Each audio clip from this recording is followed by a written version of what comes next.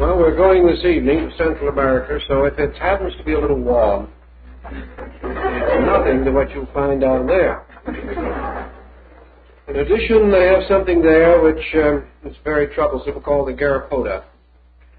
It is a minute tick which gets in under the skin and has to be taken out with the point of a penknife. Combined with the heat, several million of those really make an interesting time of it for all concerned.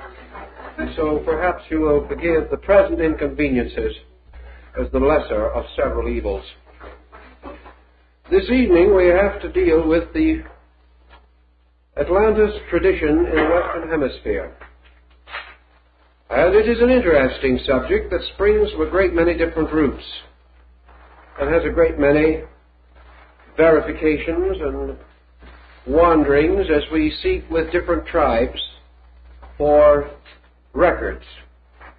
I've already mentioned the totemic records in the Northwest, the totem poles of the Canadian Indians, and how these frequently represent the deluge and the salvation of two human beings who were to become the progenitors of a new race. We find a similar record among the Atlantic coast Indians around the Cumberland Gap area, also further south among the Seminoles. In fact, nearly all of your Atlantic seaboard tribes have legends of one kind or another relating to the existence of a land directly to the east of them. In the original Indian version, Great Rabbit, who later became confused with another man in Longfellow's poem of Hiawatha, a Great Rabbit, leaving his people, took a canoe and returned to the mysterious land of the east, the land that was east to him, out into the Atlantic Ocean. The Seminoles have their account of the land bridge. The old Cherokee people also have interesting accounts of these ancient times. And with the rise of the Iroquois League extending up into Canada, we see evidence that may possibly tie to the old explorations of this region by the Norse people, the famous travels of Eric and many other hardy adventurers of those days.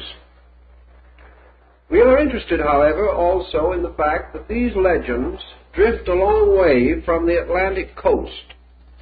In fact, we find them in the Middle West, and particularly our Southwest. The reason for the connection with the Southwest may be, and we say this may be very definitely, the gradual moving northward of records from the Nahuatl people to the south. In other words, the Aztec influence upon our Southwest American Indian tribes. So we'll take one or two typical examples because we cannot possibly cover all of the various accounts. Some 30 years ago, I brought up here to Los Angeles one of the last of the great Navajo medicine priests, Faustin Claw. He has since passed on, but he lived with me for several months. I made a permanent record of certain of the early phases of his people's history, so far as he was able to restore this history.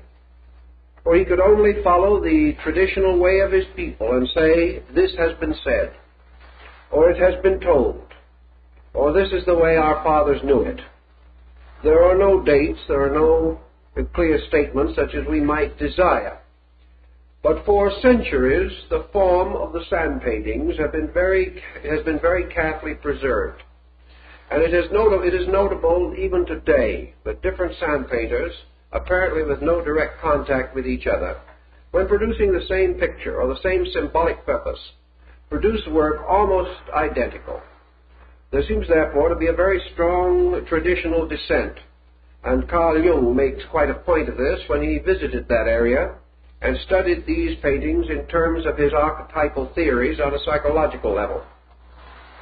Faustin Claw was perhaps one of the last and most enlightened of his people.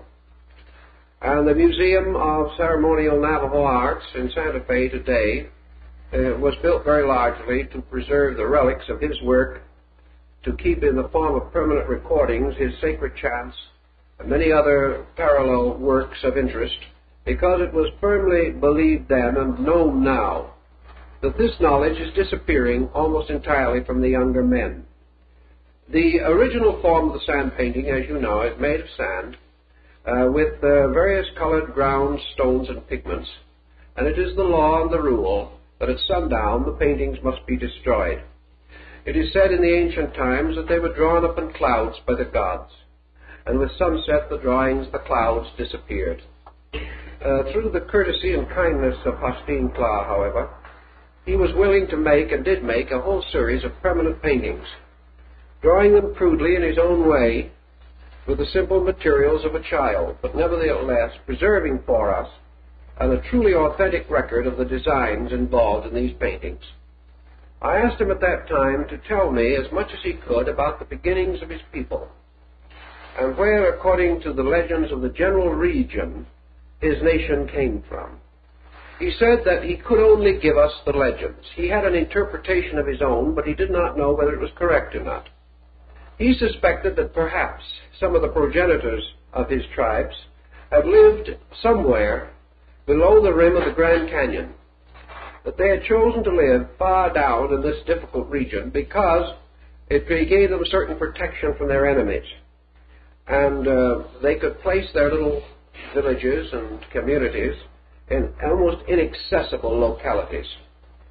He believed perhaps that the legend that his people came out of the earth might have originated from some such a source. But the story is substantially this. At a time long ago, before the sun and the moon came above the earth, the peoples, the Indians, his tribe, he knew no other Indians except those of the Southwest, these peoples lived under the earth. The sun, the moon, and the stars were under the earth with them. They lived in a strange subterranean region. And instead of being lighted by the kind of lights that we know, it was lighted by 4 mountains. And these 4 mountains were at the 4 cardinal corners of the world. And these 4 mountains produced the seasons, the times of the day, and all the changes that come in the natural course of a year. These mountains mysteriously rose and sank like suns, bringing with them various lights or changes of harvest and things of that nature. All his people lived there very happily, and everyone was well fed. There were no wars, there were no evils, there was no sickness, and the peoples lived for a great length of time. And over these peoples there ruled 7 elders, 7 very good and wise chieftains, who were not just mortal men. They were kind of divine people, because they were built or created out of meteors and stardust. And their original home was the Milky Way. And they lived far removed from any ordinary mortal condition. These good gods and the people dwelt together in happiness until crime came. And this crime consisted of the stealing away of the infant child of one of the deities. And this child was stolen for selfish and bad purposes. Why, how, what, no one seems to know. But anyway, the child was stolen. And as a result of that, the wrath of the gods returned against this people. And a great flood of water was sent into the underworld. And the lower parts of it first were covered with water, and then the water rose higher and higher and higher, until it threatened to drown all the peoples, because they were in this vast cave-like region, and above their heads was a dark wall of earth. And in this critical time, they observed something that was of great wonder, namely that this water that was endangering their lives made the grain to grow. And various types of grain, particularly a maize or corn-like grain, grew very rapidly and to tremendous size, almost like the fabled beanstalk of Jack in the old fairy tale. So the human beings, seeking to escape the deluge that was gradually flooding their land, took refuge upon the branches of these grain stalks. And as the water rose, the grain stalks grew also, until finally the grain stalks reached the very under surface of the bowl of the earth above them, the surface of the earth. And here is Hosteen Klaas' drawing of the adventurous circumstances of his people coming up on the grain stalks. Now here on the branches of the grain stalks are all the little pre-Indians, the ones who were just coming out of the subterranean world. Now you will notice that some of the Indians are square-headed and some of them are round-headed. This refers to the fact that they are either male or female. Square heads being male, as might have been supposed. Now, with these creatures that climbed up on the grain stalks also came all kinds of animals and birds and everything else that had tried to escape from the underworld. Well, you can imagine that the traffic was rather heavy on the stalks, and space was at a premium, and it was not easy to get a reservation. So the story is that the wild turkey managed only to get on the lowest leaf of the stalk, and he was saved as a result, but his tail feathers dangled in the waters of the deluge, and the color was all washed out of them. Now, such legends as this, of course, are very common among all Indian peoples. But here you have what might almost be termed the Navajo story of the preservation of man from the deluge. The story continues to have a happy ending. For when these grain stalks reached the inner surface of the earth, they continued to grow, and they sort of bored their way through the earth's surface. They came out into the upper world. And all along the way we see these little peoples coming out of the earth where the holes were made for the grain stalks. And they came up with the grain. And they came out onto the surface of the earth, and they found a strange world they'd never known before. A world in which there was, at that time, no life as we know it. But they also received another surprise, for the great mountains, the 4 great mountains that had lighted the underworld, came up also, and became the great mountains that surround the general area of the Navajo reservations. One of these, of course, Flagstaff Mountain, was very sacred and especially important to them. The Katsinas, or deities, mostly lived in those mountains and still live there today, according to the rituals and the religious doctrines of these people.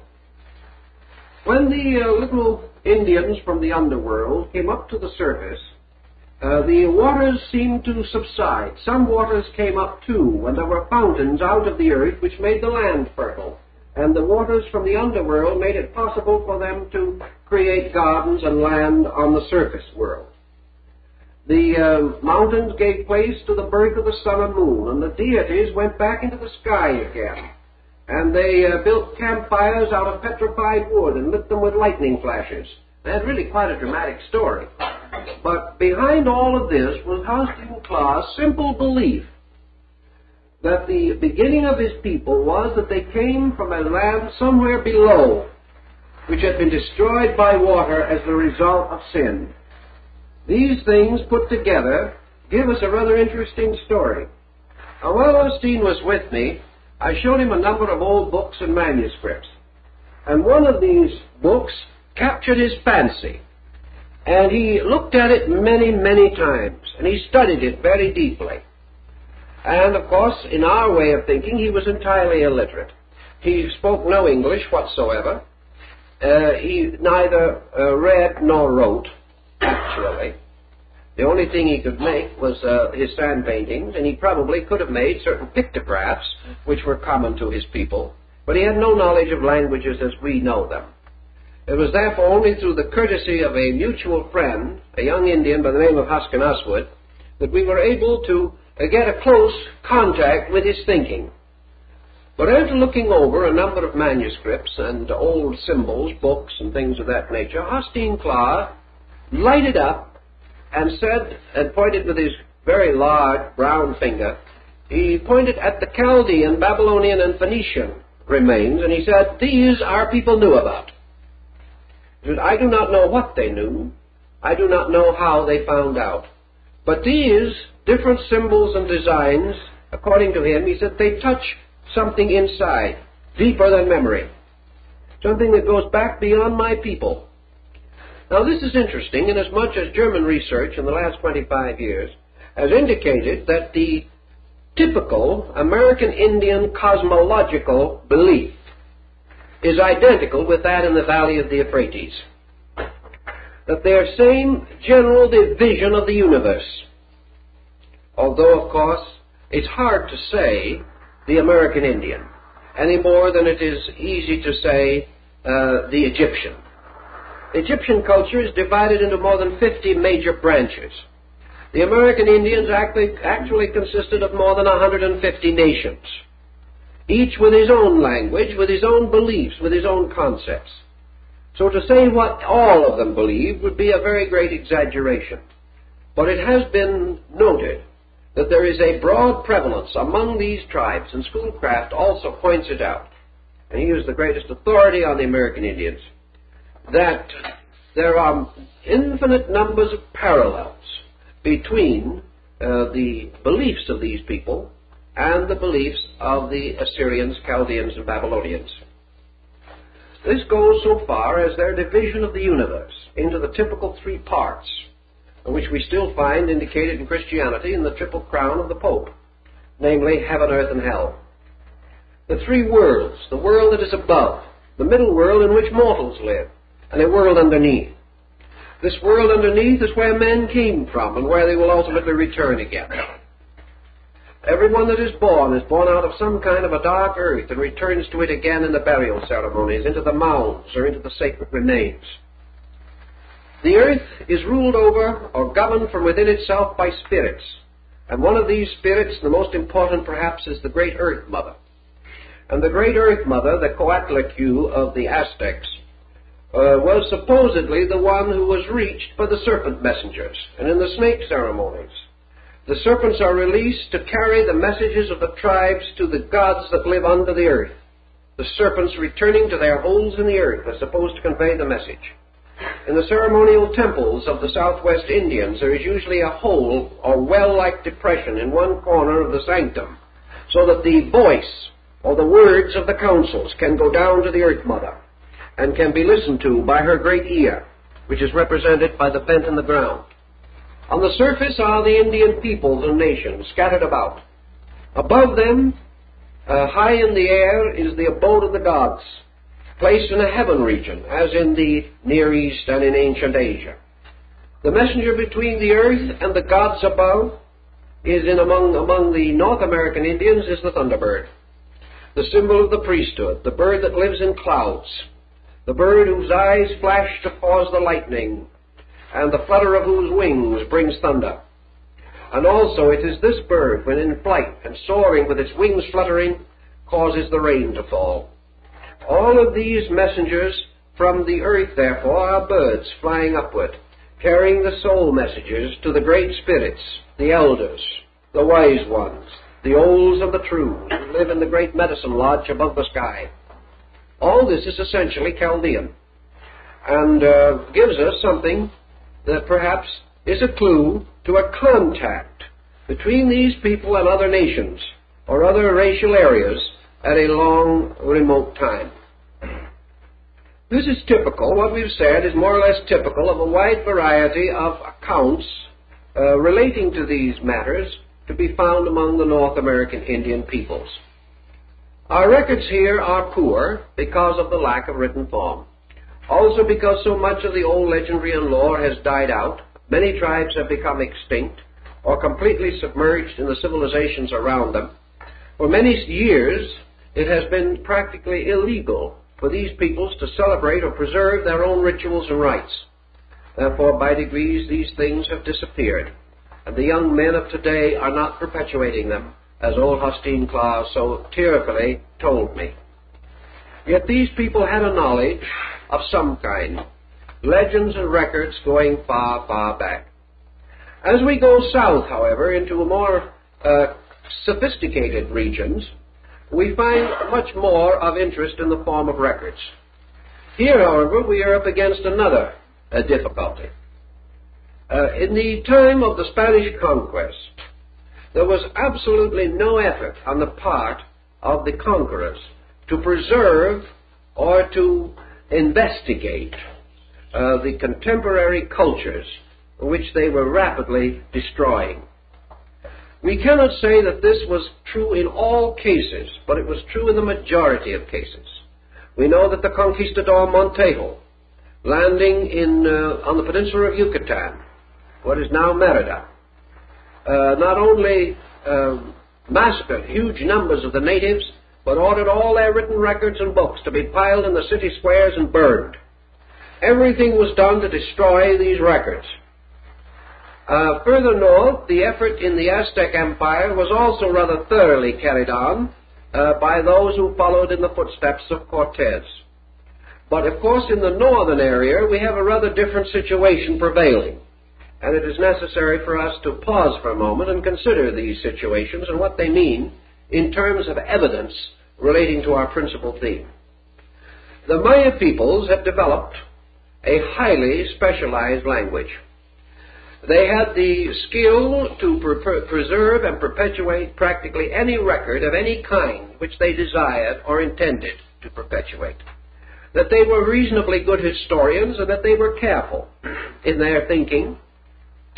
We know from certain remnants that have survived from the transition period between the old Aztec and the old Inca and Maya period and that of the later Spanish.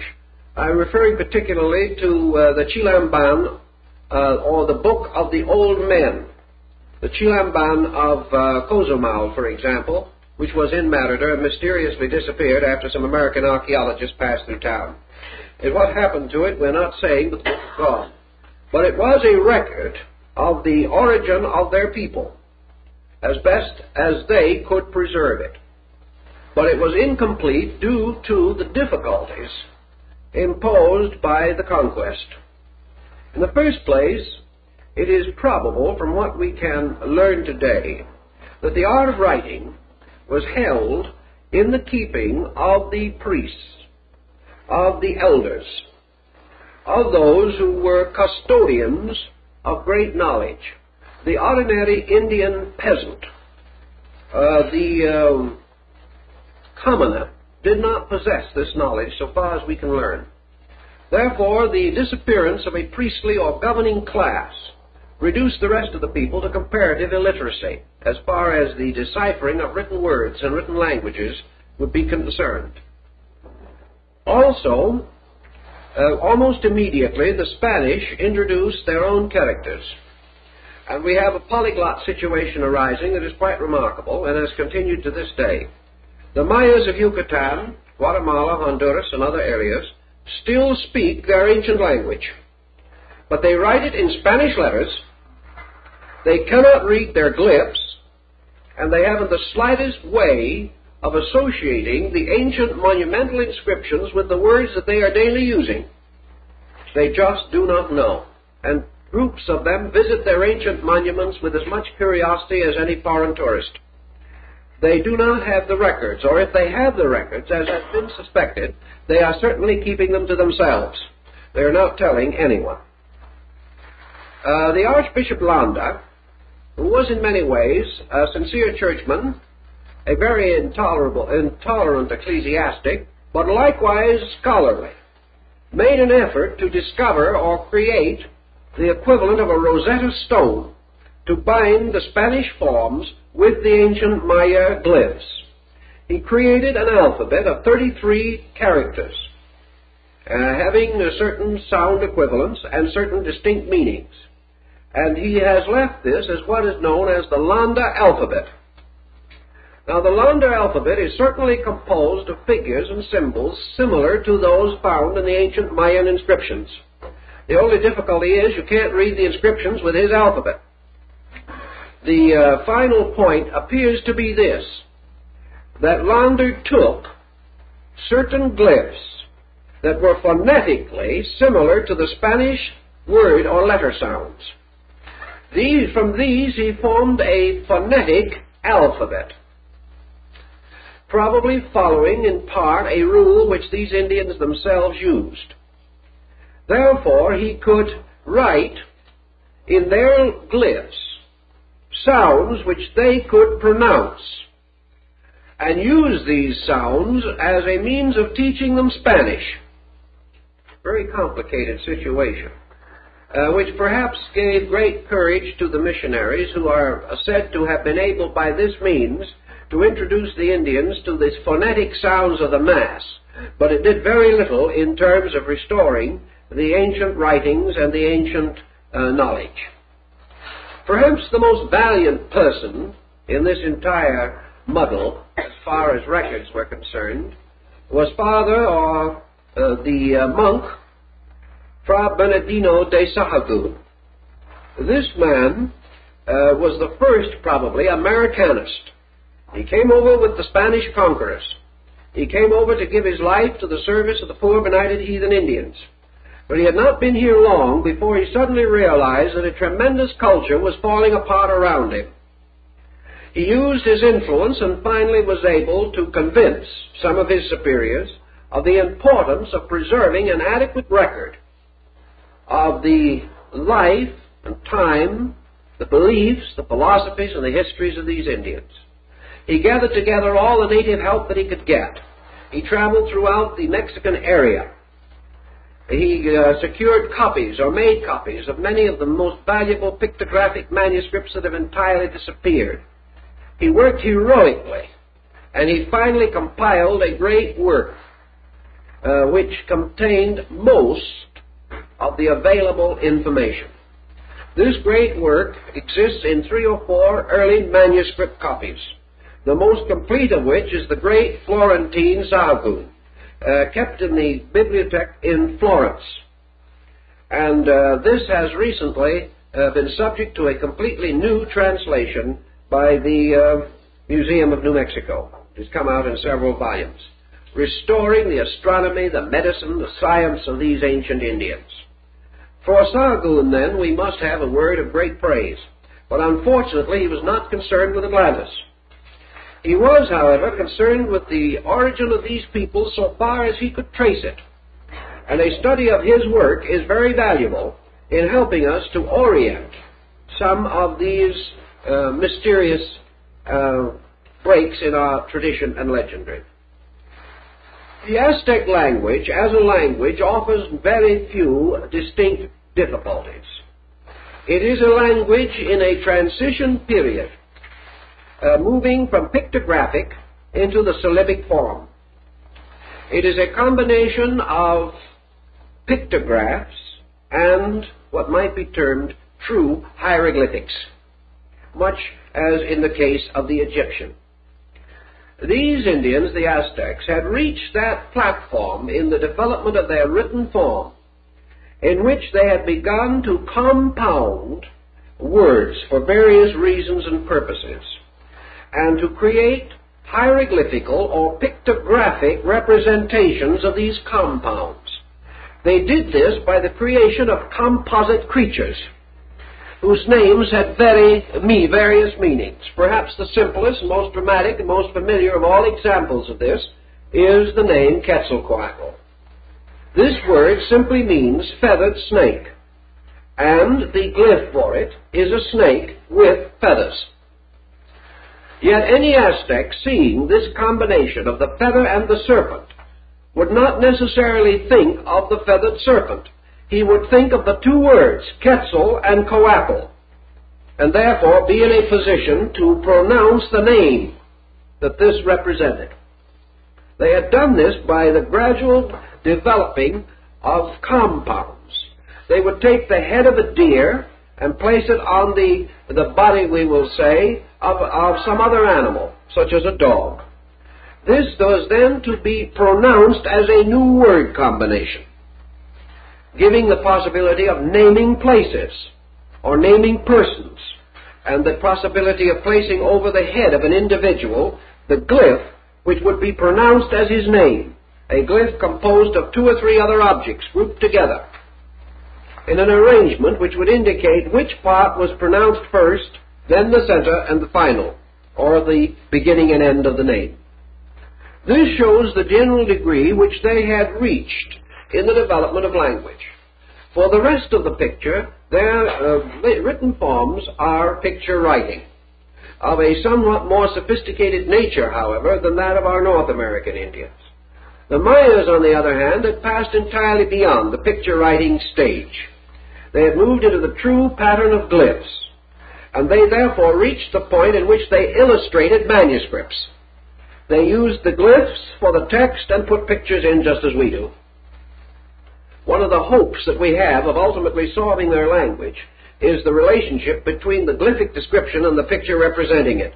We hope that this may ultimately prove to be the Rosetta Stone.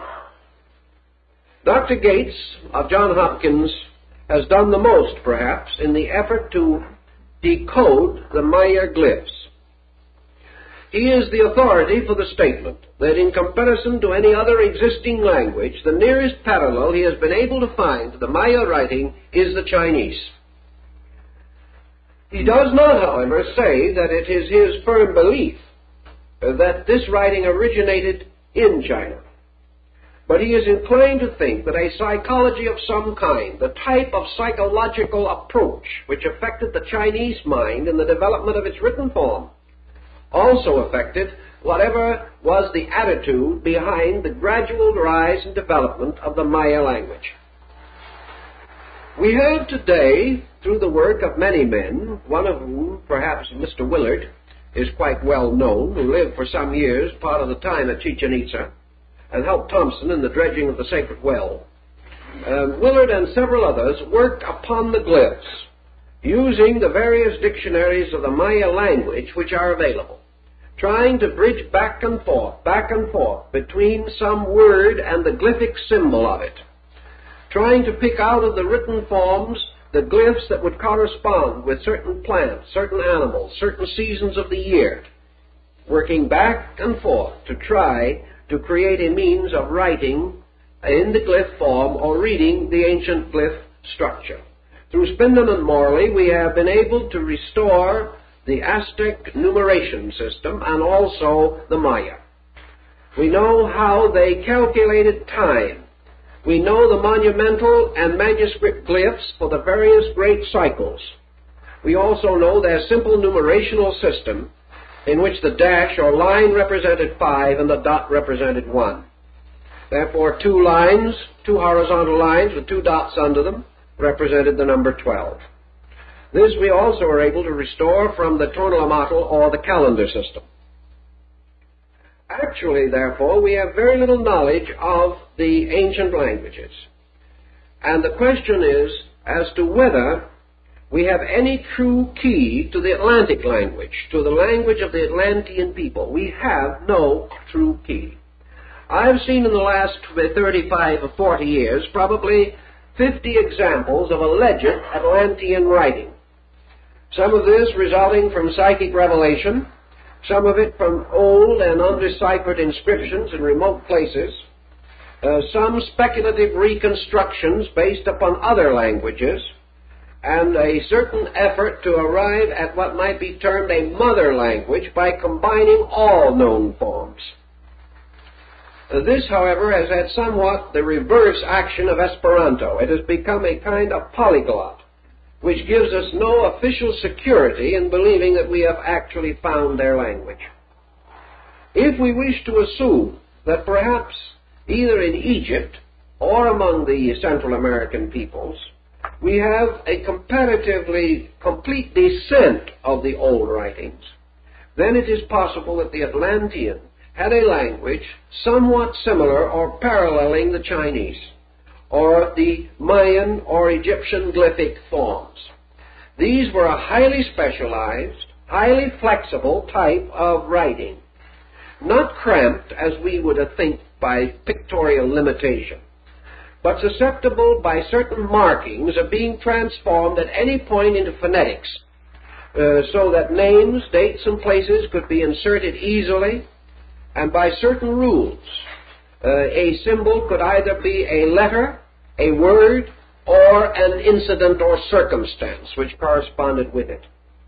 The great trouble has been to differentiate between the various usages, because we have no knowledge of their grammar or essentially of their punctuational system or any way of dividing and arranging their forms. We know that the Maya, for instance, created a verb out of a noun by adding a wing, giving the sense of motion or vitality to it. We know that the Aztecs usually represented motion with footprints, moving, directions of things, or the flights of arrows, the flights of birds, or anything that signified motion. We know also, for example, that the Aztecs used the arrow to symbolize an enemy. They also used it to symbolize a course of action, a motion. They used it to symbolize conquest. And when an arrow was, or an atlatl, a javelin, was cast into the side of a symbol representing a mountain, it meant the capture of a city. All of these things tell us something, but they do not tell us too much. I have heard Mayan spoken, and it is a very beautiful and very musical language, a language which shows tremendous inflection and very subtle charm in all of the parts of it. The Mayan music is also a highly evolved and technical development within the structure of music. But we have very little information to aid us or direct us in our search for the origin of these people. In the great period of time which followed Fra Bernardino de Sahagún, very little was done until the 19th century, in which in the early part focus was drawn, or attention was drawn to this area by the Abbé Brézeux de Bourbourg, a French archaeologist, who perhaps was one of the first to move into the field with a strange transcendental background that you would not particularly associate with his theological structure. But he was the one who perhaps first and foremost pointed to the Maya people and the Central American civilization as Atlantean. He was, I think, perhaps the first to dare to make so strong a pronouncement. And his pronouncement was backed with considerable scientific research. He was heavily criticized, as might be expected, and he did work under great limitation for the reason that everyone has worked under a certain heavy, darkening cloud, the impossibility of restoring what the old Spaniards had destroyed, had left practically every thread broken, every connection shattered, and in addition to this had created such intimidation among the people that they had almost locked their own souls against any remembrance of what they themselves knew. There was a tremendous complex, a tremendous neurosis descended upon these natives, and they became practically inarticulate. Following in the footsteps of de Bourbourg, and tremendously influenced by his thinking, came the French scientist, photographer, archaeologist, Freemasonic scholar, and general mapmaker of parts, Professor or Dr. Augustus Le Plongeon. Le Plongeon has left two fairly important books dealing with the field. One is Queen Mu and the Egyptian Sphinx, and the other is Sacred Mysteries Among the Mayas and Quiches. Le Plongeon, great black beard, was a man of extraordinary personality and a strong devotee of the Atlantis concept. In fact, he tried in every way possible to popularize it. Le Plongeon has had the distinction of being the first man to go into the Central American area with a camera.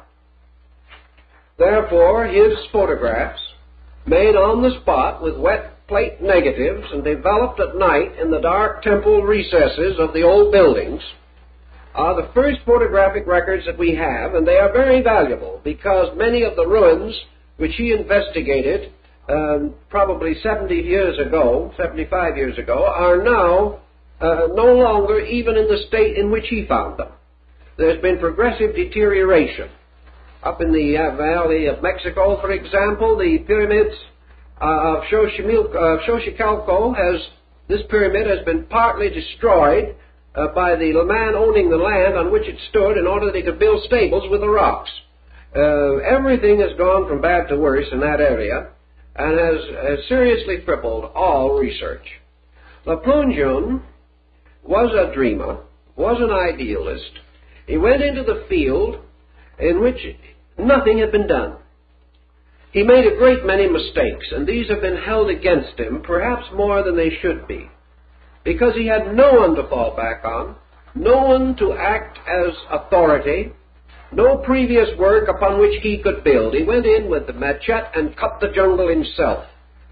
That he should not have discovered things that were not found for 50 years later, we cannot blame him. But he did go in with two tremendous assets. One was a knowledge of the language. Le Plongeon was one of the few Americanus who has ever known the Maya language. He could speak it and speak it well.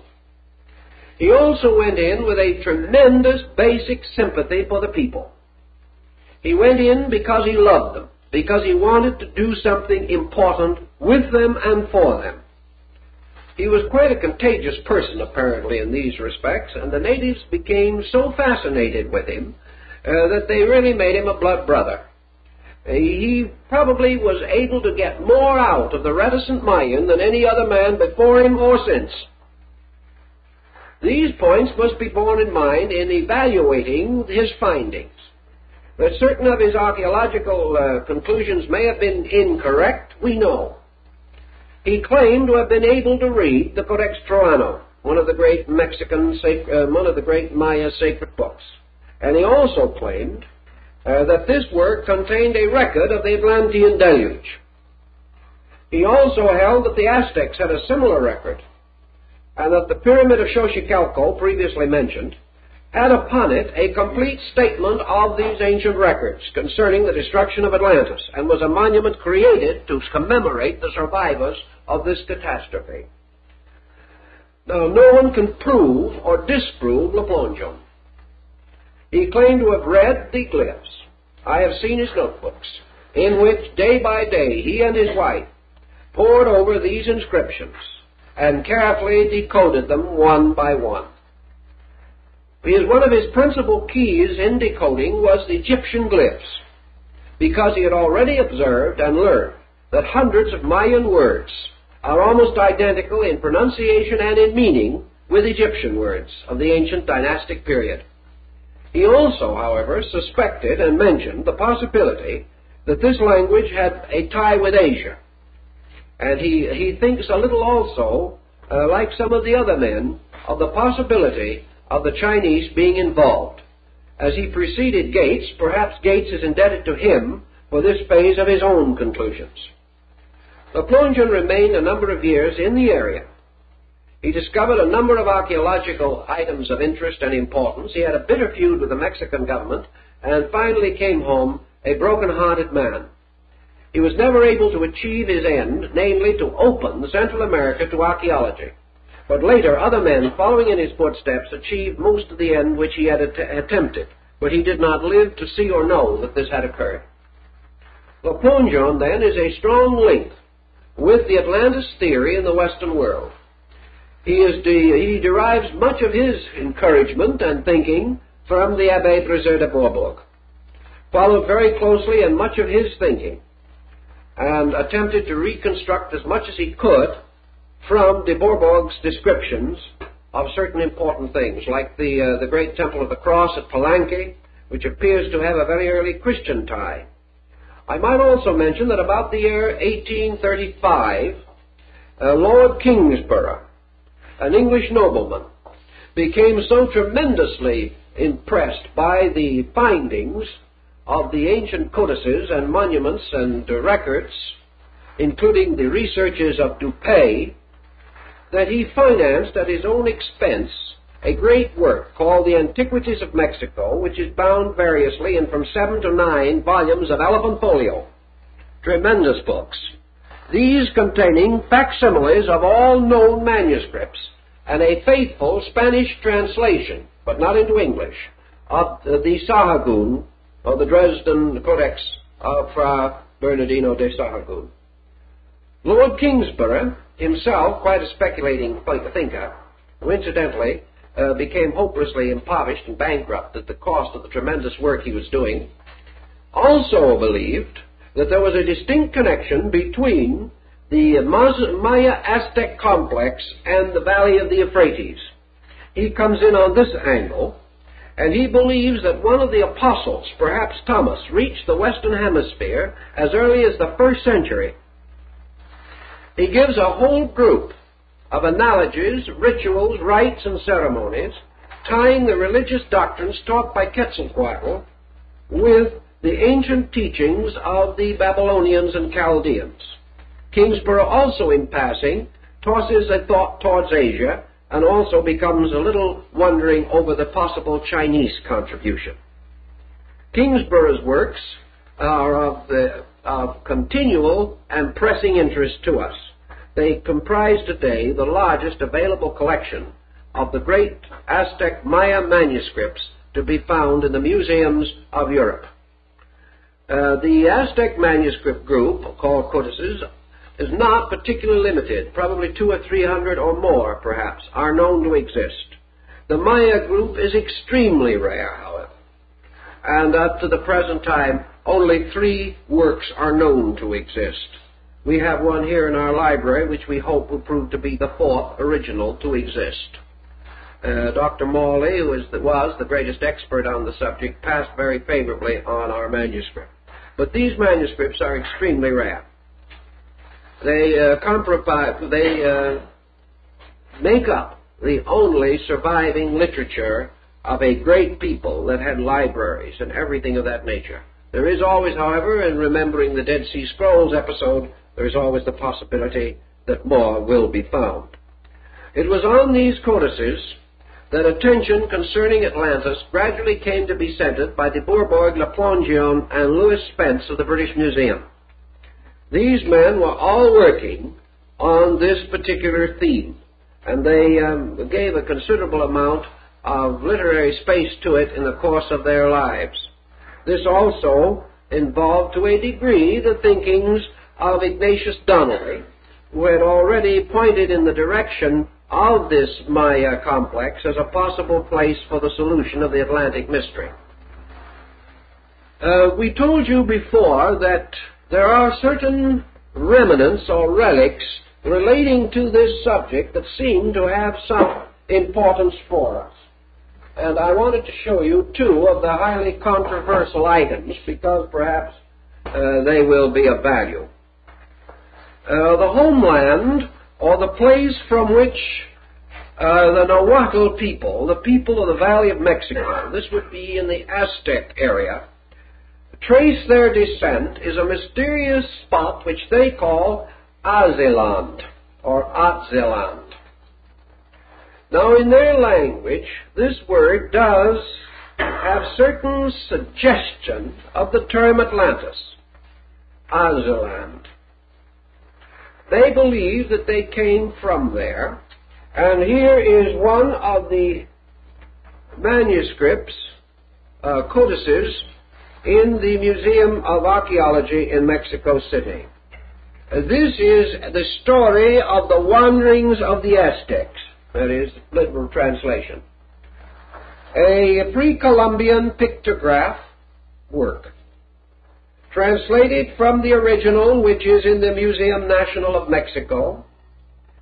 This document accurately colored to facilitate interpretation, and the edition limited to 25 numbered and signed examples. This is the official type of facsimile that is being issued by the Mexican peoples in order to facilitate the study of their ancient writings. Now, as it is said, this consists of what they call the wanderings of the peoples of the Valley of Mexico. No date, naturally and obviously, although the introduction of calendar elements might, under certain careful research and the comparison with the existing Tonalematl, particularly the Orbin, might ultimately result in the possibility of dating it. I don't mean dating the manuscript. The manuscript itself is pre-Columbian, probably done 100, 200 years at most before the Spanish conquest. But dating the wanderings from the internal astronomical and calendar markings upon the manuscript. Now this is, I think, one of the most interesting, because this is the beginning of the wanderings of the people of Mexico. From the codex or manuscript of the peregrinations, or of the wanderings, you will observe here that at the beginning of their existence, we have to use their own method of writing. Here is a man in a boat who is to be the progenitor of the people. This is the beginning. You will find the footprints follow along all the way through the manuscript to the end, showing the wanderings of these people. Whenever they come to some place or something of that nature, where they stop or perform some action, we find the symbols of the place and of what they did. And in between are the periods of the calendar in which they remained in that location. This is the part which, from parallel with the Orbin, may possibly ultimately break the dating which they at least assign to the original events. But here we have the beginning. We have a body of water. How large this body of water is, we will never know from the glyphs, because it is the same way with the Indian.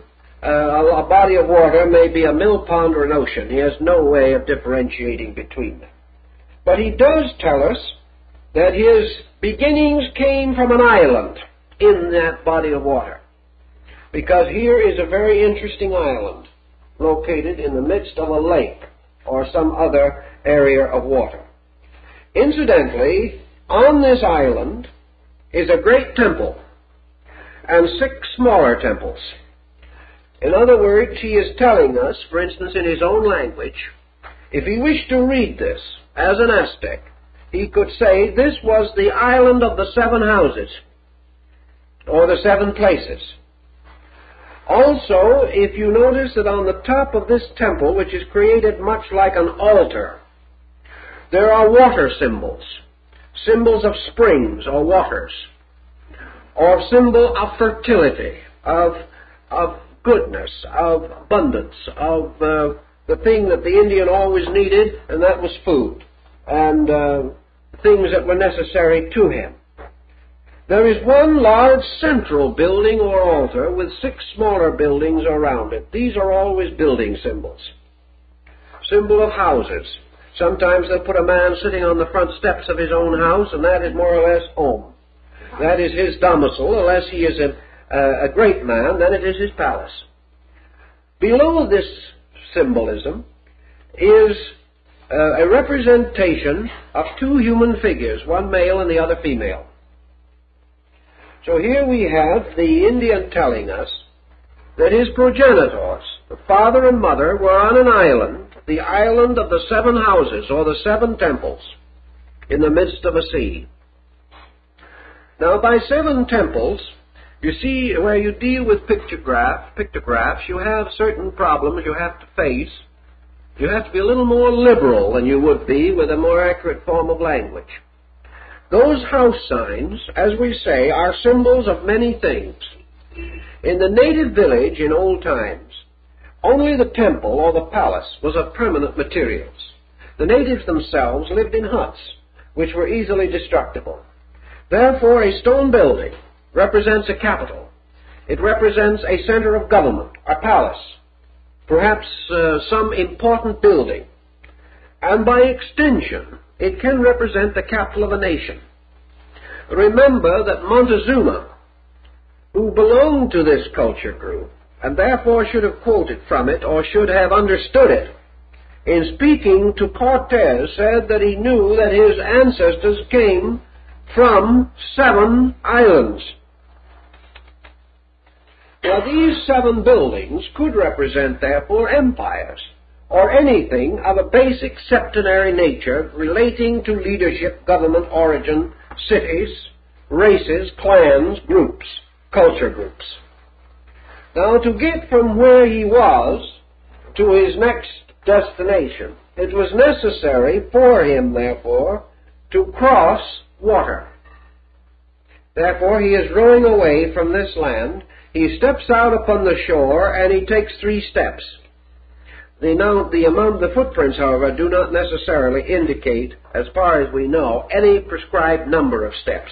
It's simply that he traveled in that particular direction. This occurred at the time of one obsidian knife. Now, of course, that clears everything. We have a date. This occurred in the date of one flint knife, which incidentally was one of their day signs, or one of their astronomical symbols for the divisions of their month. Therefore, all this occurred in one, which is a beginning of something. It's the beginning of some calendar cycle. And it was in the beginning of the month or the day of the obsidian knife, which was later the sacrificial knife, and which also became later a deity, one of their most ancient gods being the obsidian knife, which was sometimes represented with human arms and had a very great importance for them. Now they went on a little time along the road here, and they came to a place. This is a place. Now this is not the kind of a place that one of these little houses is. This is a place in the sense that it is the area or land or tribal domain of a people, using a conventionalized form of the mountain symbol. This is an area. This is the land of somebody. We find in the Bible reference made to the traveler who came to the land of Canaan. This would be a land, a place, represented by a mountain. Now, the name of this place we cannot completely restore, but we can give a certain amount of meaning to it. For this was the abode of the eagle man. This was the land of the eagle man. And if you remember in your Mexican history, the eagle man is still one of their most common symbols, a human face coming out of an eagle's mouth. This is represented here. Above this rises the sign of communication, of counsel, of discussion, and of certain treaties, pacifications, and various activities representing by these peculiar smoke signals or signs which rise out of this. And here we also find that they didn't stop, but they went on past this. And then we find the alignment of these peoples. 1, 2, 3, 4, 5, 6, 7, 8. We find 8 peoples now, forming the next act in this drama. We find them with their symbols of their nations and tribes, represented by the glyphs by which their names can be read, and that each one of them spoke, or words come out of his mouth, symbols of breath and air. And then they start out, and 4 of them travel. And these 4 are represented by their names up above, telling who they are and what they are. And this man, this particular person here, was the water or cloud of heaven. This seemingly represented a sieve, the name of the little basket sieve used to sift grain. And these were serpent symbols. These were the persons who traveled. This particular person carried an infant. Now they started out, and they went through all the adventures which came in the creation of their journey and their final establishment in the Valley of Mexico. The point that interests us, we can't begin to go through the whole story. It would be rather meaningless after a certain point because it settles into wars and griefs and troubles. But here is one of the earliest and most traditional forms of the origin of these people. That they came from a land or an island that is gone. That on this island there were 7 temples, or 7 sacred places. This was where their Adam and Eve were placed, where they just came from. And here they traveled by boat to another land and began to move across that land. Where they moved and how they moved, we cannot know unless we could find out the point where they struck land. If we knew the landfall of this expedition, we would know what to do next, but we do not know. We do not know what they meant by this community. We do not know where it is. We know that in the time or the day of the one flint knife, that they made this particular journey and started out on this travel, coming by water from somewhere. Now these particular glyphs, and there are more similar picture manuscripts, some even resembling more closely islands than this does. These have all led to considerable comfort to those who feel that this people definitely did come, as they themselves believed they came, from some island or continent now submerged and lost. Now we want to pause again and take up the problem of the people that we call the Mayas further south, because we're going to have to also visit them again. But for that purpose, let us realize that the word Maya simply means greetings. How are you? And when the Spaniards first arrived in the area, the Indians met them and, bowing very low, said Maya. From that time on, they were Mayans.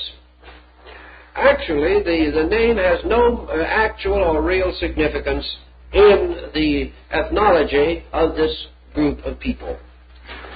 The real name of these people, as far as we know, is the Itzas. And the Itza gained his name or his distinction because he was the child of Itzamna. And Itzamna is the radiant being seated in the golden egg of heaven, adorned with the plumes of the bird of paradise. He is the mysterious father of the peoples, referred to sometimes as the ancient one with the crooked tooth.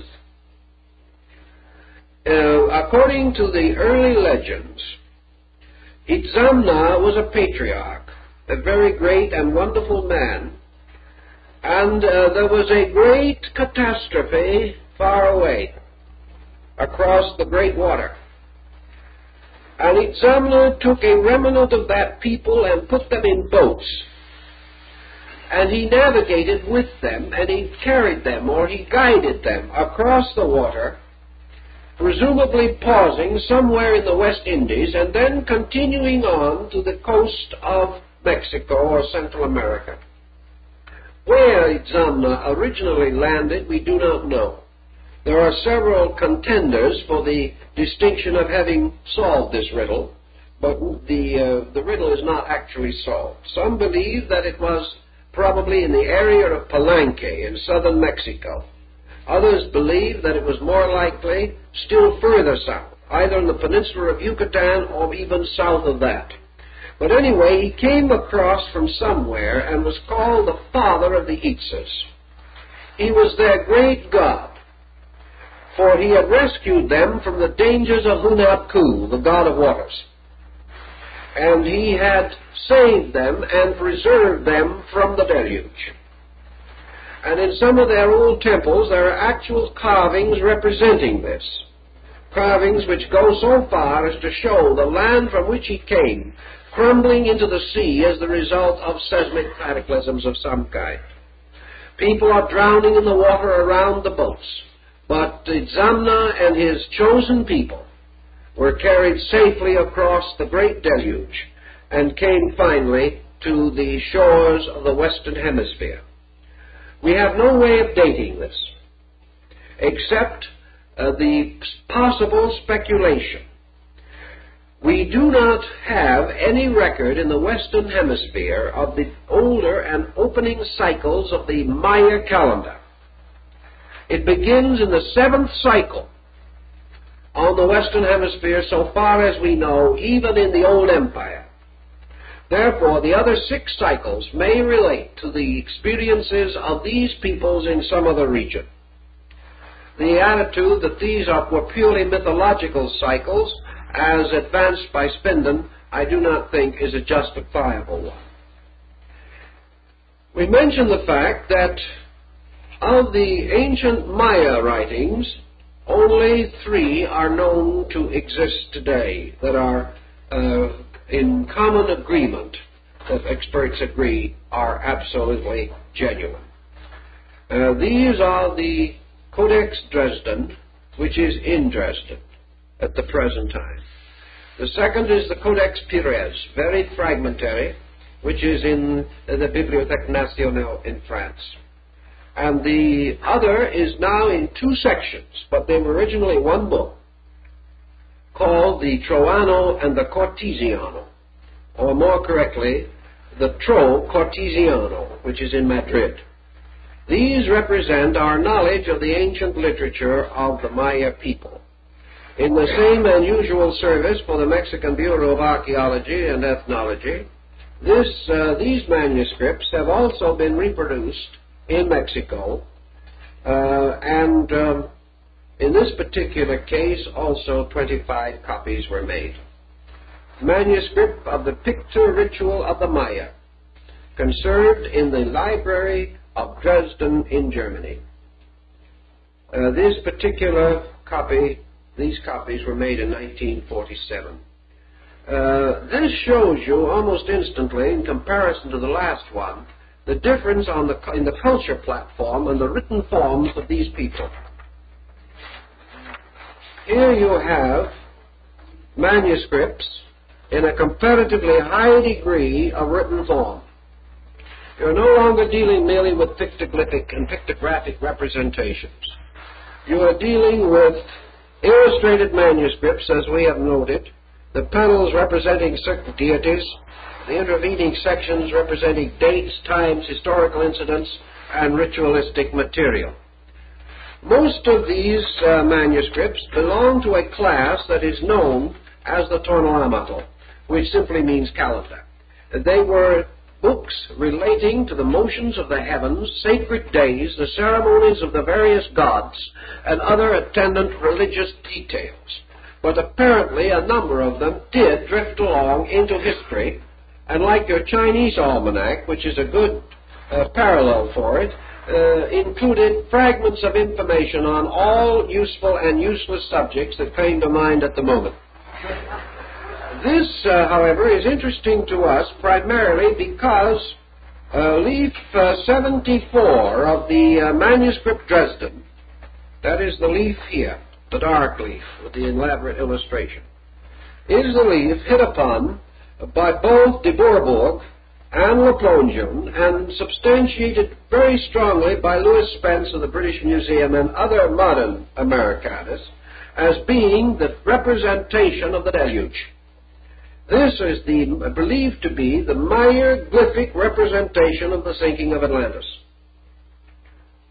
Now, perhaps you may have a little difficulty in recognizing it right off, but I will try to be a little bit helpful.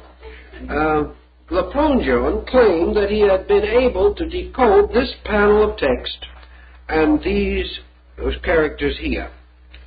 But apart entirely from the decoding, we have certain indications.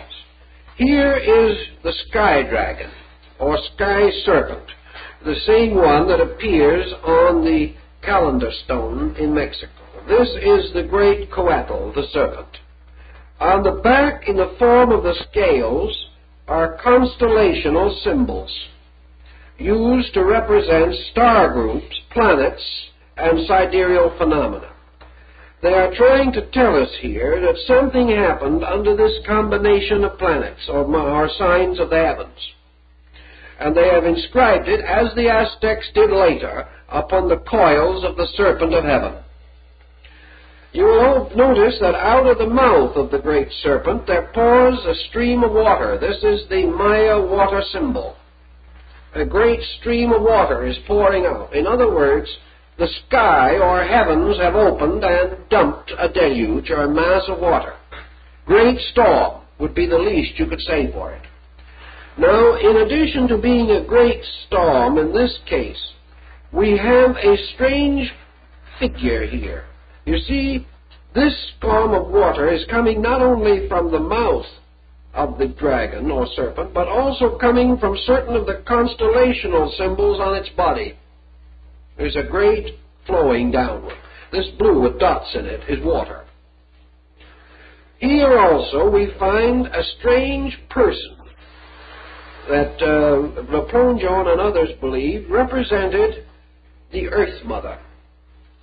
And she also has a bucket or bowl of water overturned which is continually pouring more water. In other words, the water is flowing from everywhere, downward into this sea. Below is another figure, the god of death. He is arrayed in his proper and typical form, and he is dancing upon the earth. He carries in his hand the great ceremonial atlatls and the throwing stick, the sign similar to the thunderbolts of Zeus in meaning, the symbols of his weapons and adornment. He is painted black to symbolize death. Therefore the heavens open, the earth mother's fountains have been loosened, and death dances upon the earth. And in comparison to their usual use of symbolism, this heroic representation, because they have many lesser symbols of storms and things of that nature, and coming as it does at the close of a cycle, as represented by the manuscript, nearly all persons interested in the Atlantic theory have come to the conclusion that this was their effort to represent the universal deluge, and that from this point on you have an entirely new way of life represented in the adventures and migrations of these people.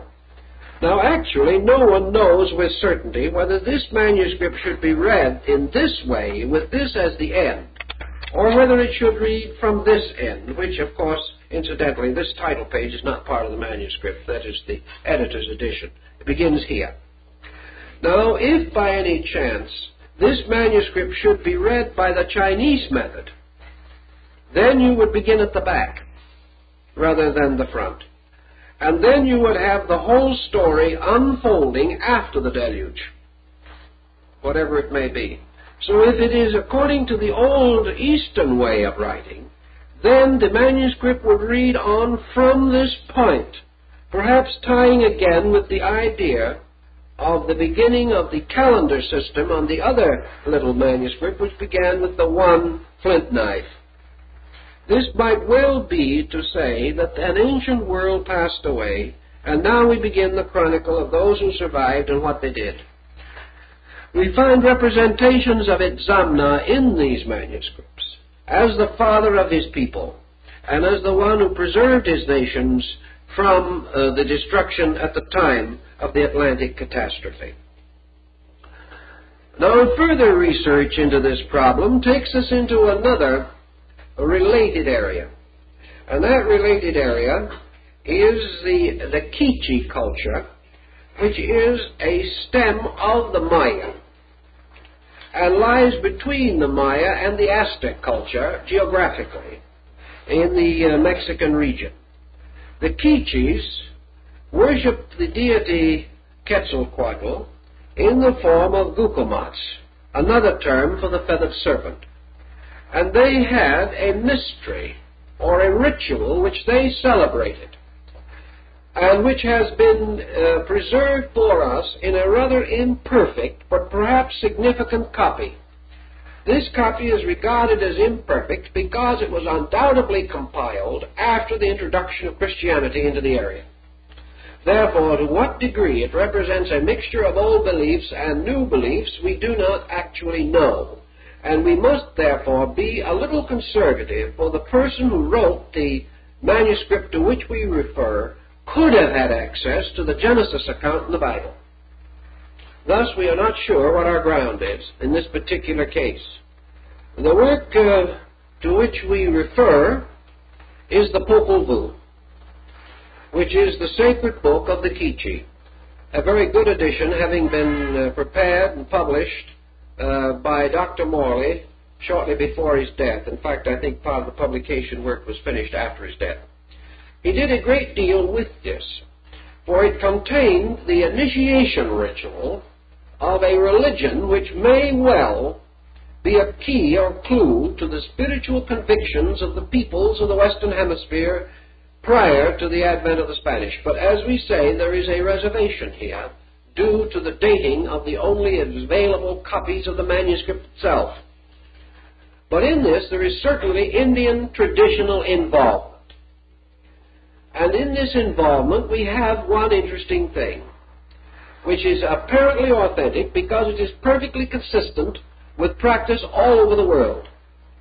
We know in the great Meade Lodge of the Ojibwe Indians.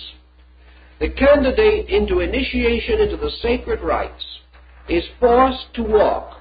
Remember the footprints. He is forced to wander, to make a certain peregrination through the symbolic recapitulation of the life of his people. He must, in other words, relive symbolically the story of his race in the process of attaining membership in the tribe. The story of the Popol Vuh carries with it the adventures of these young men seeking to be initiated into the rites of Shabalba in a temple hidden far in the jungle, a temple which, when reached, had its important rooms and crypts under the ground, so that the candidates had to return into the serpent's hole or go back under the earth, with perhaps again reference to the Navajos having come out from there and believing it was their homeland and going back again. On their way into the mysteries, however, at the rites of Shabalba, the candidate was forced to swim across two rivers, a river of blood and a river of mud. This could have a great deal of significance. By the river of blood would be certainly implied the blood record, the blood tradition, the blood background of his people, and by the river of blood also war. And to these people, because the Mayas were themselves a peace-loving people, the introduction of a river of blood at the beginning of their life must certainly have had reference to war, to disaster, to catastrophe of some kind, with a great bloodshedding, a great evil. To them, blood was a symbol of evil. Also to swim across a river of thin mud or watery mud might well be a recapitulation of their trip from another land across water to reach their present abode. In other words, before the young man could enter the ancient sanctuary, he had to journey across blood and water. Now we have sacraments of blood and water. We have the Eucharist, which can and perhaps does have a totally different significance. But does it? Is there a possibility that Eucharistic rites, as we know they were practiced in pre-Christian times and by non-Christian peoples, also have something to do with gratitude for salvation from death and destruction? We have these rituals among the most primitive aboriginal peoples. Therefore, it is possible that they relate back to the effort to preserve a record. In the Inca culture, much further south, in Peru, we come upon an entirely different situation. The Incas were not a people. They were a race or order of rulers. They were a hierarchy that imposed themselves upon a pre-Inca people that existed in the highlands of the Andes long before the rise of the Inca dynasty. For the Incas themselves, we have a very reasonable story. We know that they probably came from Asia, that perhaps they brought with them a fairly extensive knowledge of organization and government and things of that nature. And as we have, I think, mentioned on other occasions, the Japanese have a tradition that this dynasty was founded by Japanese who had been driven off their courses by storms and had never been able to return home. This is quite possible, and perhaps explains why the Japanese government presented a statue of the first emperor of the Incas, Manco Capac, to the Peruvian government, stating that this man was Japanese. In any event, the Inca culture does not present any unusual problems. It flourished for a comparatively short time. It was a highly advanced culture, and it was completely disrupted and destroyed by internal dissension even before the arrival of Pizarro. Therefore, the Spaniards gave the last blow to it, but it was in a dying state even then. Prior to this, however, there was a very ancient people in that region, a people of great attainment, of very old religious background. These people, the pre-Incas, also claim that at one time, long before, they had possessed a written language. Now, this is interesting because whatever happened in connection with Mango Capac, even though he came comparatively late, he did not bring a written language. These people claim to have had one, and their ancient records say that this language was lost thousands of years ago. Lost so far back that there were not even any inscriptions of it that survived. But it is interesting that an illiterate people should have the boasted memory of literacy, and have it before they had any idea that it meant anything, was important, or even existed. You take a typical and complete savage who has had no contact with civilization. He not only has no written language, but he cannot conceive of the existence of one. It has no meaning for him. But here's a people that before the coming of the Incas were weeping for the loss of their written language. Countless records of this will be found among their early documents. Out of what was ever was left of this came the pre-Inca means of communication in Peru. And this was by means of what are called the quipas. Now, the quipas are fringes of knotted cords, and the knots on the cords form a kind of code. And those who are acquainted with certain combinations of knots can read them. And in this way, messages can be sent back and forth. The memory apparently is like the Chinese, completely arbitrary. There is no alphabet behind it. There is no organization of how these knots should be tied. But certain patterns of them are known to stand for certain things. And as a result of that, there was this method of communication. Out of the same darkness and elderness of things, these pre-Incas in South America also had great and important legends. They should be included among those who believed that at the dawn of time the gods walked with men. They had hero myths and hero legends that went way back to the time when they had writing. And they declared that at a long, remote time gone, they were a great, flourishing, advanced, civilized people. And yet when the Incas arrived, these were little better than aborigines. But they were strangely proud aborigines, strangely aware of their rights and privileges.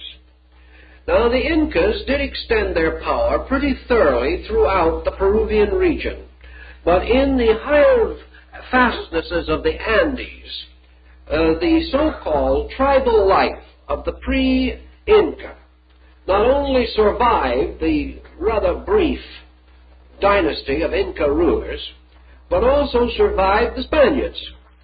The reason for the survival of the Spaniards, surviving the Spaniards, was the Spaniards never got there.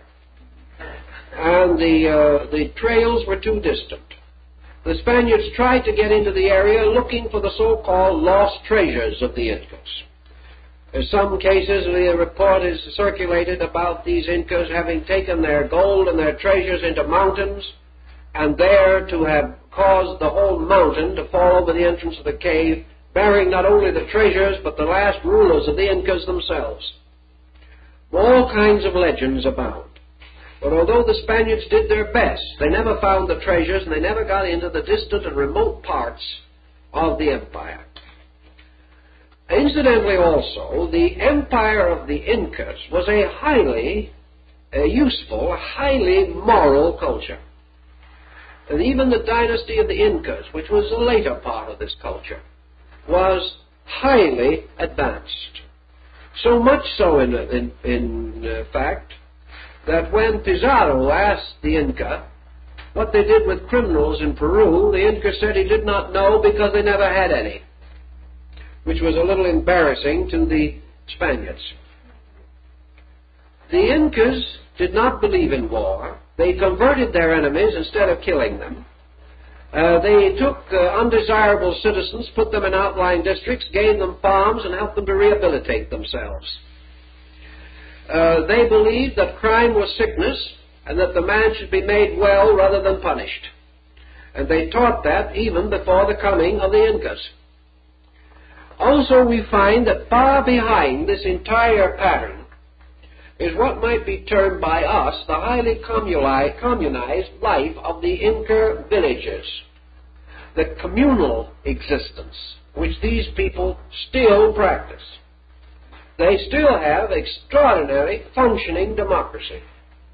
The highest democracy in the Western world was that of the Incas. They also had a highly developed code for the protection of all classes of their peoples. They were almost without crime. Their religions were brilliant and liberal and tolerant. They did not oppress their peoples, but like the Mayas, lived for the most part in a highly noble condition. In fact, it has been observed by Stuart Chase that in the first 5 centuries of the Christian era, the peoples of the Western Hemisphere were without doubt the most highly civilized persons on earth. Also, that they held in the Western Hemisphere the world's record for peace, 500 years without war. A record the Eastern Hemisphere and Europe never attained. So these people also show from their beginnings that they participated in a high concept of government. The Maya shared in this. The Aztecs, who were a younger and more warlike people, were beginning to grow into the maturity of their contact with the Maya world to the south of them. The Aztec was moving forward rapidly, but he was certainly a younger and more aggressive culture without nearly as much psychic growth, as much maturity emotionally and mentally as the tribes further south. But in any event, at the time of the arrival of the Spaniards, the Maya Empire was without question a model of a kind of government which has great interest to us. It is interesting for us to speculate upon the possibility that this land, which we hold so sacredly as a democratic commonwealth, may well have been the seat of the first functioning democracy in the history of the world. The democracy may in some way be strangely bound to this hemisphere, in its experience, in its psychic way of life. We find the tremendous sense of democratic integrity even among the wild Plains Indians of our northern America. We find it more and more developing as we go further south. We find the voice of the people. We find representation, good laws, good rules, and practical absence of the exploitation and bondage of peoples that we find in other parts of the world. We find wonderful rules and laws governing behavior and conduct and protecting people and protecting their rights and protecting them even from their rulers at a time when Europe had no such rules of any kind. Now, it is quite possible that these rules, these laws, these political theories, which are so in advance of that known in Europe, but were preserved from time immemorial, said to have been brought to this western land by the great teachers that came from the sea, like Quetzalcoatl, that this might have had something to do with the nature of the political structure of the old Atlantean Empire.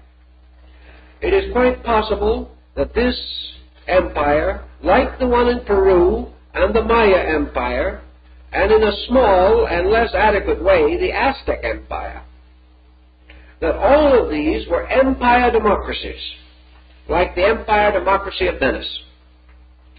That they did have monarchical leadership, but that, as in the case of Mexico, their royalty was not hereditary. The individual was elected for life, but he was not born into office. Every step of the way was under very definite rights of the people to have a say in the government of their land.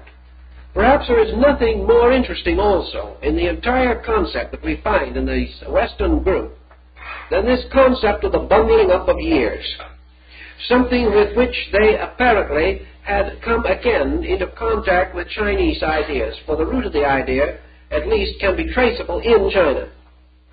And that is that every so many years, various times, usually about 50 to 56 years, often 52 years, that in these periods, which constituted the time of the reconciliation of the Sun-Venus calendar, that these peoples created a jubilee.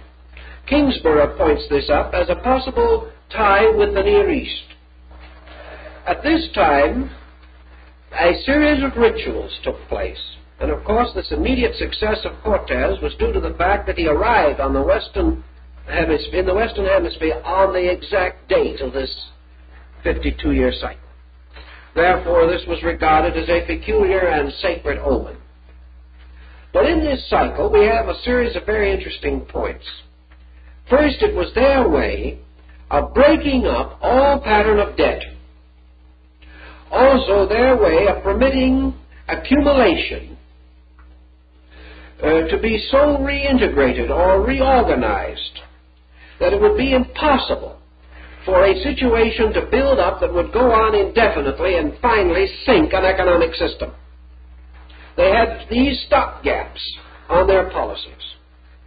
For instance, at the time of this cycle, all persons had to forgive debt. That was a sacred duty, because this cycle was sacred to the memory of their deity Quetzalcoatl, to whom they were all dedicated. And it was his wish, left ages before, that every so many years all debt within the state should be wiped out, so that it could never pyramid, so that debt could never descend from generation to generation. Also, at that time, all reasonable bills, all normal bills, had to be paid. A man could not voluntarily owe anything.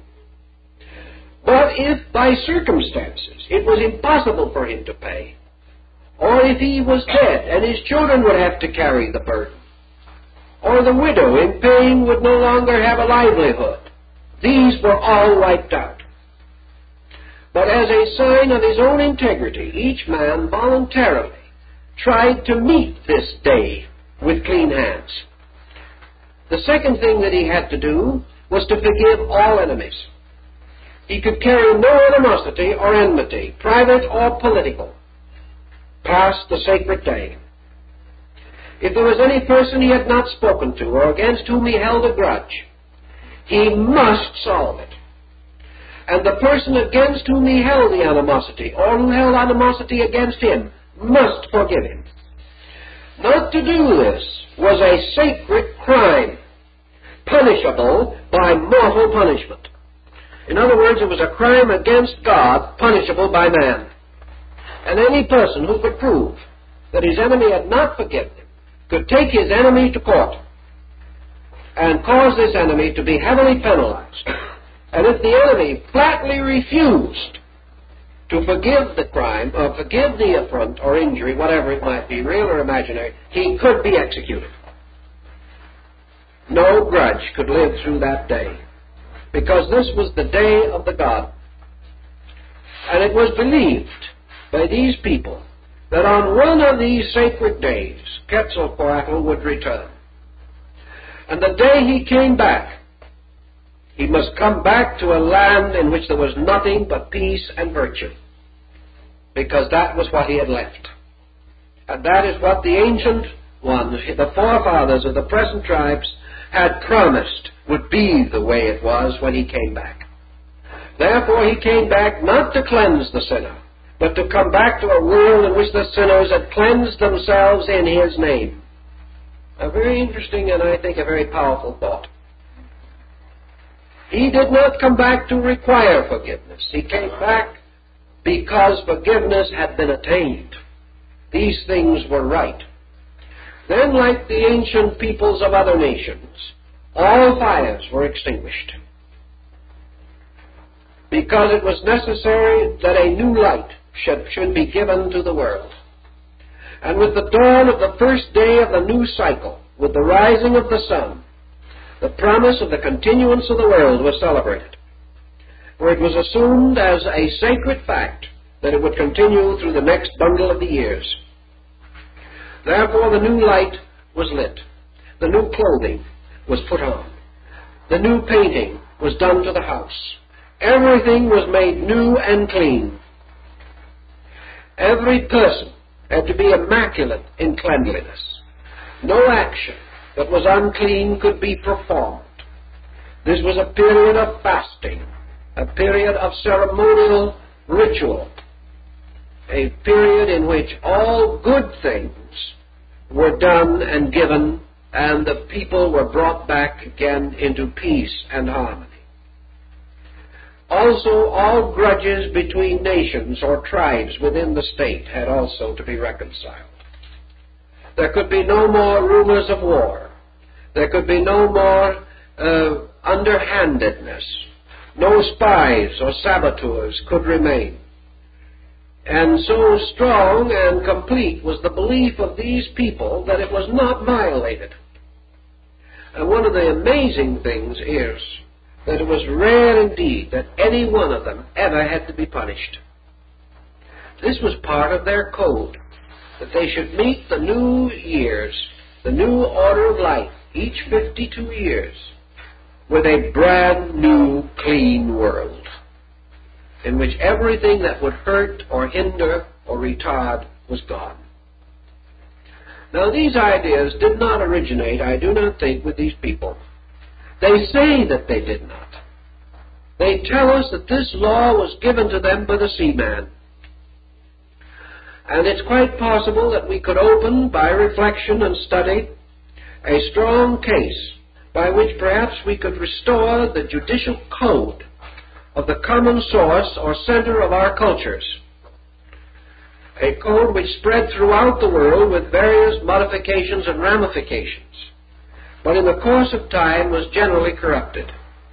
But in some of these outlying regions where people remain very close to the old ways, perhaps the code was kept more completely, more intensely than it is to be found in other nations.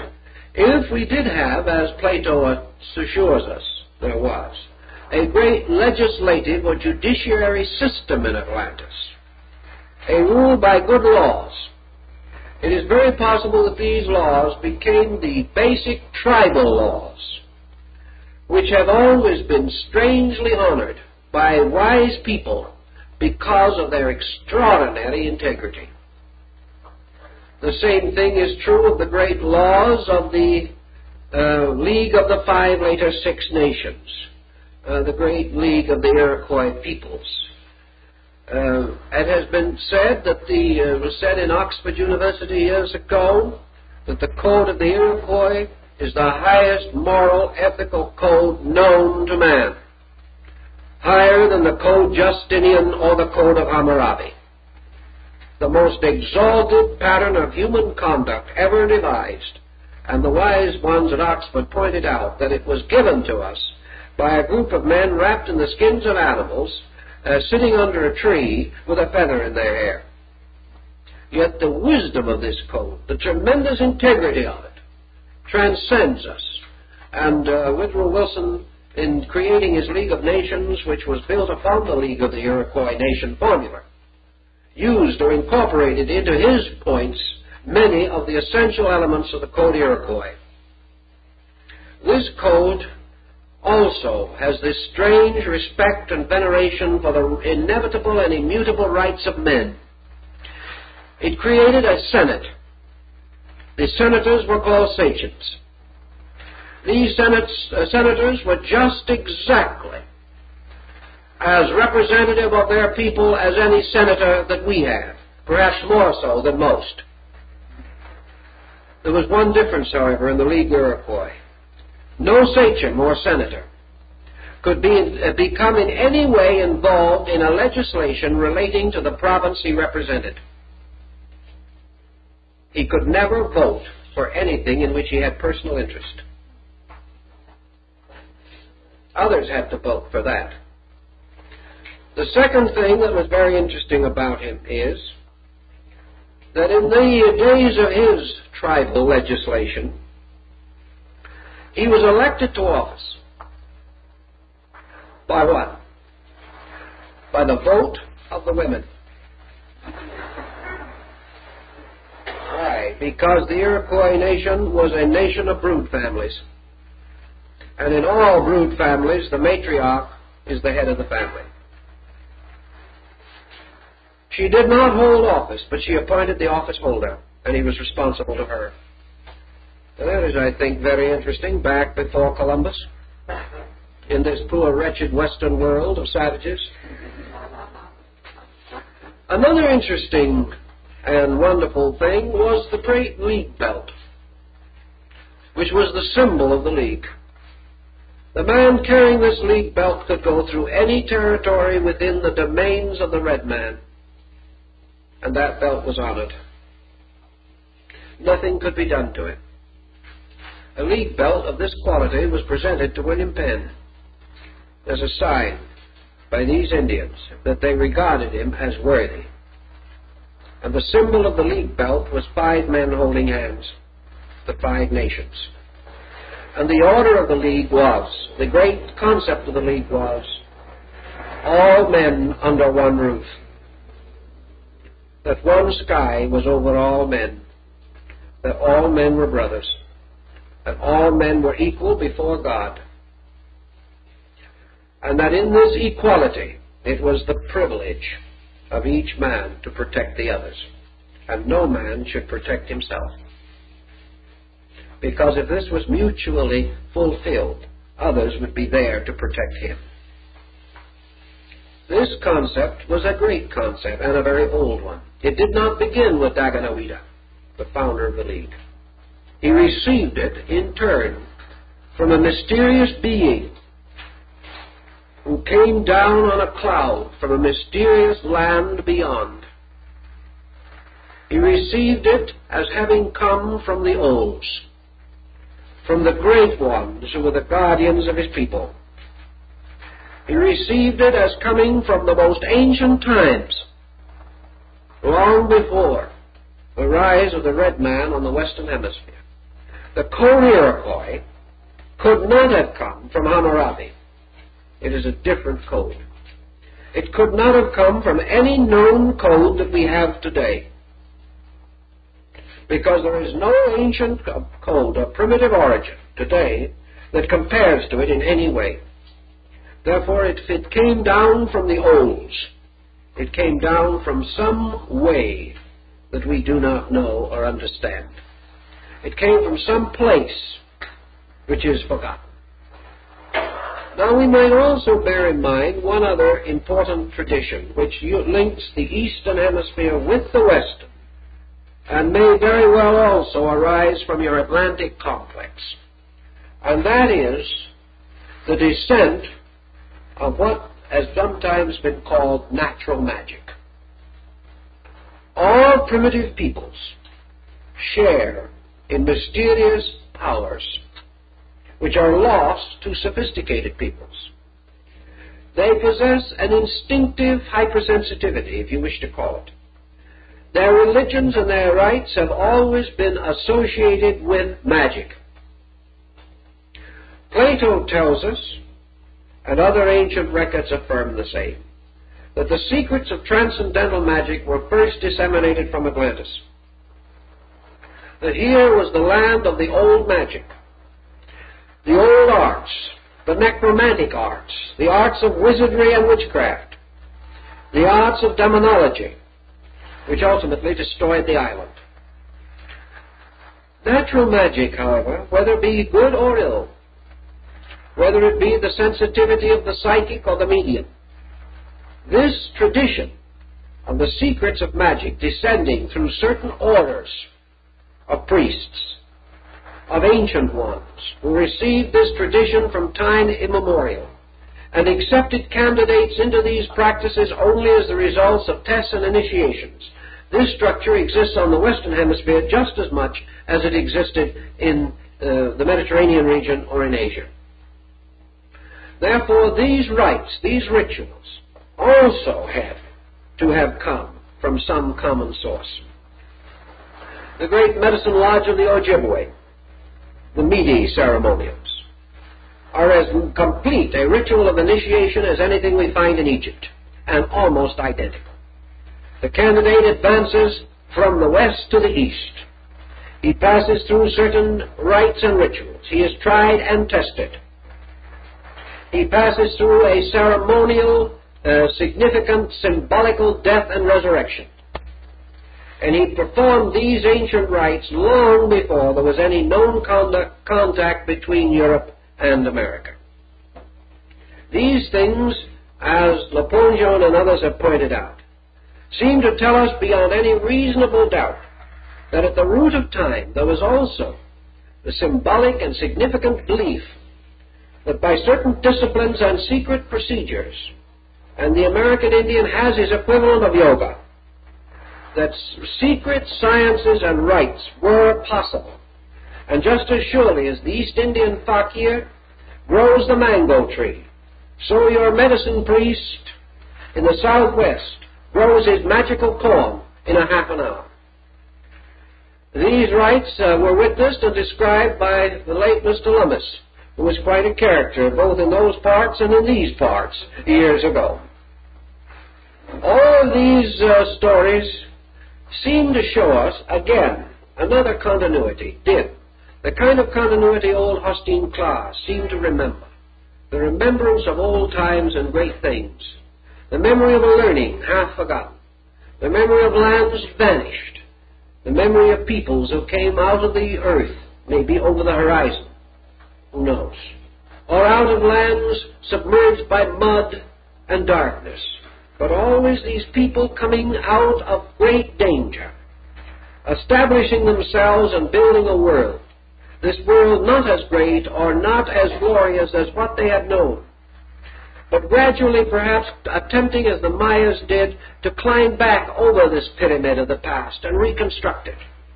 The great patterns of the Mayan cities, their architecture, their art, their astronomy, their music, these things are not simply derived from neighboring peoples. They came from something deeper and richer. There is a great architecture in Central America. It is as great as anything we have in Egypt, but it is not the same. Where did it come from? It did not come from those Indians we know today. It came as they themselves believed, from records, from traditions, from the ancient help of their founding father, Itzamna, who brought them there, who had the knowledge, who helped them to restore their ancient rites. And then they were received help through the descent of these Quetzalcoatlus, of which there certainly was more than one. Mysterious feathered serpents, an order of priests or teachers. The first one remote, probably Atlantean. The others arising perhaps in intermediate areas, but bringing to them knowledge, great knowledge. And finally, as in the case of Quetzalcoatl, being driven back into the sea again by the Aztec god of fire, Tezcatlipoca. These legends will sometime have to unravel a great scientific knowledge which we have not today. These people knew the stars. They knew geometry. They were advanced in medicine. The Incas performed excellent trepanning on the brain, and the patient recovered. The Incas and Mayas both inlaid teeth with precious stones and did excellent dentures. These people were not savages. But when you ask them how they knew what they knew, how they had managed to preserve these skills, they can't tell you. They can only say that this we were told. This knowledge came from our fathers, who possessed it, who knew these things. We do not know them. The great ones of long ago knew them, and we are their children. And we have received these monuments as a heritage. We do not even know who built them, but they were built by the gods. They were built by the great ones who walked the earth in the dawn of time. These are their monuments, therefore we know they were here. These are their footprints, so we shall not deny that they have passed this way. We do not know who this Quetzalcoatl is, that accompanied by a singing band of craftsmen marched from the land of the seven colors. We do not know how it is that he taught us to work precious metals and precious stones and make images for our gods and adornments for ourselves, and how he set up great craftsmen, and how he created a wonderful school of craftsmen at Cholula. And here they taught all kinds of knowledge, of building, of architecture, of agriculture, of science, of medicine, of music. All these things were taught by these great ones, who then, singing and chanting together, walked away again, walked off into the sea, and were never seen again. These legends from so many places cannot all be fabrications. They cannot all be merely imaginings. Nor can a handful of modern enthusiasts be said to have invented them. They did not. Perhaps in some cases the modern enthusiast has exaggerated what the information was that he had to work upon, but he did not invent it. Because each in turn refers to his sources, and these sources are valid. And these sources seem to tell us, beyond any question of doubt, that sometime in the past, that a structural system, a cultural system, such as that referred to by Plato, most certainly could have existed, probably did exist, and that from it has descended the scattered remnants of isolated cultures that we know today. That sometime we will put the pieces together again. For what nature has broken apart, nature will again unite. And in the course of our scientific searches through the centuries ahead, we will ultimately uncover the evidence to tell how this cultural motion existed, where it came from, and who was behind it. But until some better explanation or more adequate formula is found, we may consider with thoughtfulness and with care, not with quick acceptance, not with gullibility, but with thoughtfulness, the fact that there is a strong, reasonable case for the existence of a great culture that disappeared from the world 12,000 years before the Trojan War. If we place that culture where they believed it to be, we can then put all these parts together and have a structure that is meaningful. And until some better solution is found, I think we are entitled to view this with some favor as a probability. Now I think our time is up as usual, so we've covered as much ground as we could.